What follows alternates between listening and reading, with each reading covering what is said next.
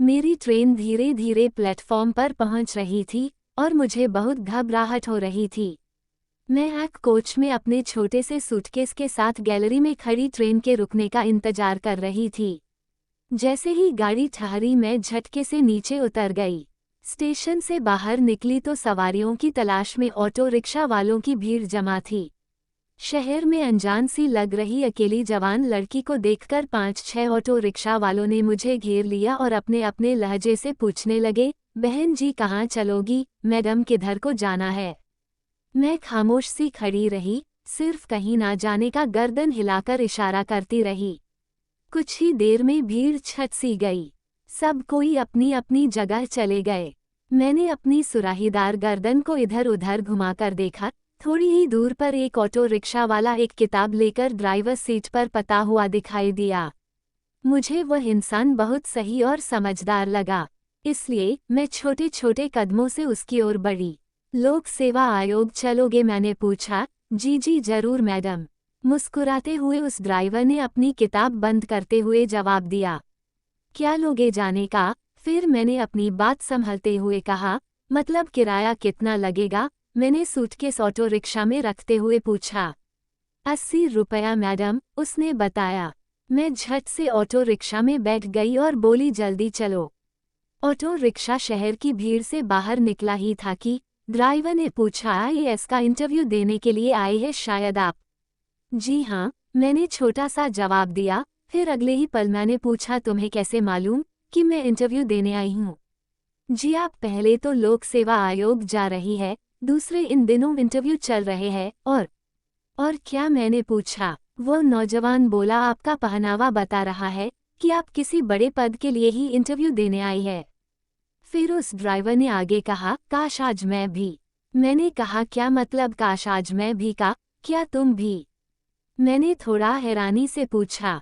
जी madam, मैंने भी इस बार मेंस एग्जाम दिया था, पर सिर्फ 2 नंबरों से रह गया। उसने उदास मन से ऑटो रिक्शा को लोक सेवा आयोग की तरफ घुमाते हुए कहा। मैंने कहा, आप तो बड़े होशियार हो। मैं पहली ही नज़र में पहचान गई थी कि तुम में कुछ तो बात है, क्योंकि ऑटो रिक्शा में किताब लेकर पढ़ने वाला कोई साधारण ड्राइवर नहीं हो सकता। फिर तुम्हारा लहजा भी आम ड्राइवरों जैसा नहीं है। मैंने अपने पर्स से 100 का नोट निकालते हुए मैंने कहा। ऑटो रिक्शा लोक सेवा आयोग के मेन गेट के सामने खड़ा था। ये लीजिए, मैंने पैसे देते हुए कहा। Madam ji best of luck, 20 रुपये लौटाते हुए उस ड्राइवर ने कहा। थैंक्स, तुम मैडम मत कहो मुझे, मेरा नाम ध्रुवी है और हाँ, मुझे शाम को वापस स्टेशन छोड़ने के लिए आ सकते हो क्या? आने जाने का भाड़ा दे दूंगी तुम्हें, मैंने अपने चेहरे से बालों को हटाते हुए कहा। ठीक है ध्रुवी जी, आपको मैं यहीं मिल जाऊंगा। वैसे लोग मुझे सचिन कहते हैं, ऑटो रिक्शा वाले ने जवाब दिया। ओके, इतना कहकर मैं चल दी। शाम को ठीक 5 बजे सचिन अपना ऑटो रिक्शा लेकर लोक सेवा आयोग के सामने अपनी अजनबी सवारी को लेने पहुंच गया। कुछ लड़के लड़कियां बाहर निकल रहे थे। किसी का चेहरा उतरा हुआ था तो किसी का फूलों के माफिक खिला हुआ था। सचिन की निगाहें मेन गेट पर लगी थी। आ गए तुम? पीछे की तरफ से मेरी आवाज सुनकर सचिन एक झटके से पलटा और बोला, आप? मैं तो कब से मेन गेट की तरफ देख रहा था। अरे मैं पीछे वाले गेट से निकल आई।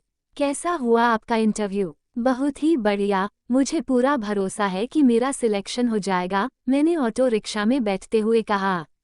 मैंने अपना मोबाइल खोला और बोली, अरे ये क्या हुआ? अब क्या हुआ ध्रुवी जी? सचिन ने चौंकते हुए पूछा। जयपुर वाली मेरी ट्रेन तकरीबन 5 घंटे लेट है, सचिन मैं क्या करूं? सचिन मुस्कुराते हुए बोला, ध्रुवी जी चिंता मत करो, आप मेरे घर ठहर जाना। मेरा भी घर जाने का समय हो गया है और फिर रात को मुझे ऑटो रिक्शा चलाने के लिए स्टेशन ही आना है। अरे नहीं नहीं, आपको बेवजह तकलीफ होगी, मैंने कहा। कैसी तकलीफ? इस बहाने भविष्य के एक प्रशासनिक अधिकारी की सेवा करने का हमें मौका मिल जाएगा, सचिन ने हंसते हुए कहा। और फिर सचिन ने मुझे समझाते हुए कहा, ध्रुवी तुम अकेली हो और एग्जाम के टाइम में आसपास वाले होटल भी बुक रहते हैं, 5 घंटे तुम कहाँ बिताओगे? मेरे पास अब मना करने का कोई ठोस बहाना नहीं रह गया था, इसलिए मैं सचिन के साथ जाने को तैयार हो गई। फिर मैंने सचिन से पूछा, तुम्हारे घर में तुम्हारे साथ और कौन कौन रहता है? सचिन ने बहुत दबी हुई आवाज में कहा, मेरी माँ और मैं बस। माँ के बारे में सुनकर मुझे सचिन के यहाँ रहना सही लगा। सचिन का घर स्टेशन के कुछ दूर नहीं था। घर पहुंचकर सचिन अपनी माँ से बोला, माँ देखो कौन आया है हमारी झोपड़ी में।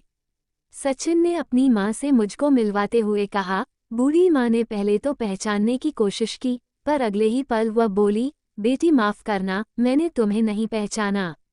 अरे पहचानोगी भी नहीं, ये ध्रुवी जी है। सचिन ने सारी कहानी बता दी।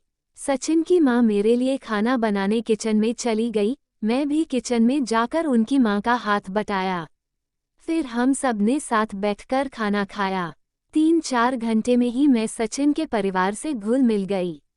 सचिन गरीब जरूर था लेकिन होशियार बहुत था।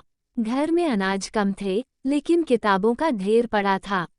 सचिन की माँ ने मुझे बताया, सचिन दिन में ऑटो चलाता है और रात में पढ़ाई करता है, पर कई सालों से मेहनत कर रहा है। सचिन के पिताजी के गुजरने के बाद वह बिल्कुल टूट गया था और उनका माली हालत भी बहुत खराब हो गया था। इसलिए उसने मन बहलाने और पैसा कमाने के लिए ऑटो चलाना शुरू कर दिया। 5 घंटे बाद मुझको स्टेशन ले जाने के लिए सचिन घर से बाहर आने लगा तो मैंने उससे कहा, मुझसे एक वादा करो। कैसा वादा? सचिन एक पल के लिए ठहर सा गया। यही कि तुम फिर से इम्तिहान की तैयारी करोगे और तुम्हें भी कामयाब होना है, मैंने हिम्मत देते हुए कहा। उसने कहा, ठीक है, मैं पूरी कोशिश करूंगा। कोशिश करने वाले की कभी हार नहीं होती, मैंने हंसते हुए जवाब दिया। स्टेशन पर मुझको छोड़ने के बाद सचिन में भी फिर से तैयारी करने की इच्छा जाग गई। अब वह आईएएस की तैयारी में जी जान से जुट गया। तकरीबन 1 महीने बाद मेरा आईएएस का नतीजा आया। मैं पास ही नहीं थी, बल्कि टॉप 10 में आई थी। ध्रुवी जी बधाई हो, सचिन ने फोन मिलाते ही कहा। थैंक्स, ये सब माँ की दुआओं और तुम्हारी शुभकामनाओं का नतीजा है, मैंने महकते हुए कहा। 2 साल तक हम दोनों के बीच फोन पर बातचीत होती रही। मैं तब तक एसडीएम बन चुकी थी। अब सचिन की जिंदगी में बहुत बड़ा दिन आया, उसका आईएएस में चयन हो गया। हेलो सचिन, मैं तुमसे एक चीज मांगू? ध्रुवी, मुझ गरीब के पास तुम्हारे लायक देने के लिए कुछ नहीं है और अभी मेरी ट्रेनिंग भी शुरू नहीं हुई है। क्या एक आईएएस किसी आईएएस लड़की से शादी कर सकता है? मैंने अजीब सा सवाल किया। क्यों नहीं, अगर दोनों में प्यार हो तो, सचिन ने कहा। तो क्या तुम मुझसे शादी करोगे? मैंने साफ साफ पूछा। कुछ पलों के लिए सचिन हक्का बक्का हो गया और चुप हो गया। बोलो सचिन, क्या तुम मुझसे प्यार नहीं करते? मैंने धीरे से पूछा। जी करता हूँ, सचिन हकलाते हुए बोला। फिर सचिन ने कहा, मैं ये बात कहने से तुमसे डरता था क्योंकि मैं गरीब हूँ और तुम जैसे अमीर लड़कियां मुझे भला कैसे प्यार कर सकती हो।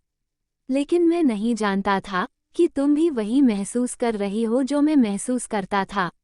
आज मैं तुम्हें पाकर बहुत खुश हूँ, सचिन ने कहा। मैं जानती हूँ सचिन कि तुम मुझसे बहुत प्यार करते हो, लेकिन कहने से डरते हो, इसलिए मैंने ही इकरार किया। आज सचिन का दूसरा सपना भी सच हो गया। कभी उसका पहला सपना प्रशासनिक अधिकारी बनना था और दूसरा सपना था मुझको पाना। आज का दिन उसके जीवन का सबसे यादगार दिन था। मैंने सचिन की ट्रेनिंग शुरू होने से पहले ही शादी कर लिया। अब सचिन की माँ का ख्याल रखती हूँ। वहीं सचिन ट्रेनिंग पर चला गया है और मैं उसकी ट्रेनिंग खत्म होने का इंतजार कर रही हूँ। तो दोस्तों, ये कहानी आपको कैसी लगी जो कमेंट सेक्शन में ज़रूर बताएं और चैनल को लाइक, शेयर और सब्सक्राइब जरूर करें। धन्यवाद, मिलते हैं अगले कहानी में।